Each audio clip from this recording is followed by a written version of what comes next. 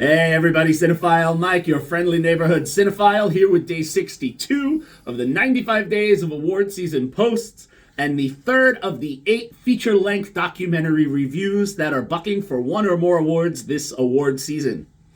Today I am here in my red and gray, symbolic, as we'll get to in a moment, as I have some of my shirts have been representative of some of my other reviews. But today I'm discussing Sara Dosa's Fire of Love. Nominated for Best Documentary for both the Oscar and the BAFTA, Fire of Love is the story of two French volcanologists, Katja and Maurice Kraft. Now, the two scientists, Katja, a geochemist, and Maurice, a geologist, met in college and fell in love with each other over their mutual love of volcanoes.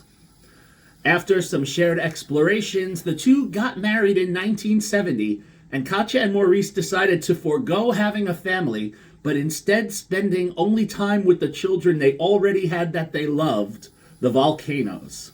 Both the nice ones, which are the red, that spew their lava all over, and the not so nice ones, the gray ones, which are the most destructive in nature of the two. Now, the film, told through edited footage shot by the Krafts and their team throughout the course of their 20-plus year career, is narrated with a very pleasant and tender tone by filmmaker Miranda July. Now, as they present each location they visit, the footage is interwoven with excerpts from Katja's writing, which is read in French by a voiceover actress. And additionally, the action is beautifully underscored by a very simple but precise score by Nicholas Godin.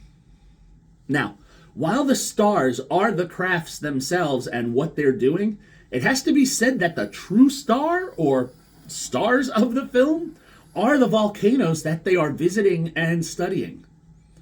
The footage that the Krafts shot with their team is among some of the most beautiful visuals of volcanoes ever seen, and that truly has to say something, because a lot of this was 8mm or simple film footage captured in the 70s and 80s, not the high-tech, high-def CGI creations that we have now, or the technology we have if we were to go shoot this now.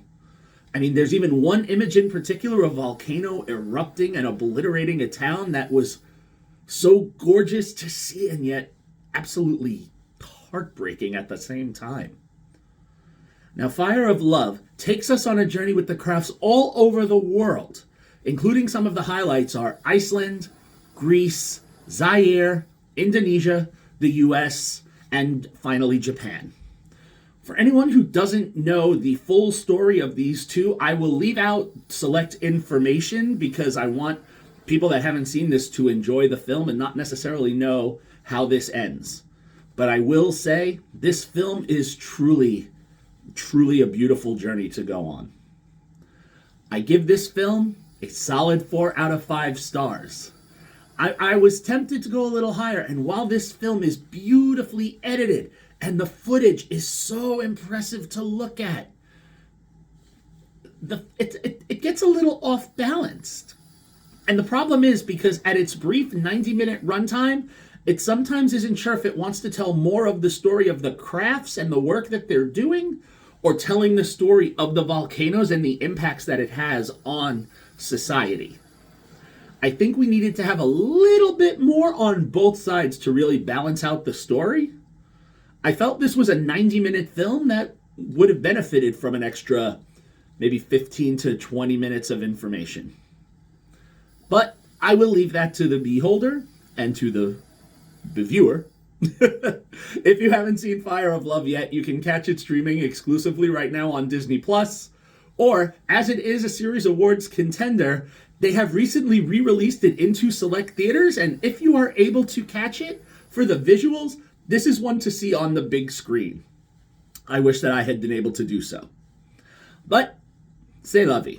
Maybe I will head out to the theaters and check it out. But there are still so many other films I need to get to continue in this series. We'll see how much time I have.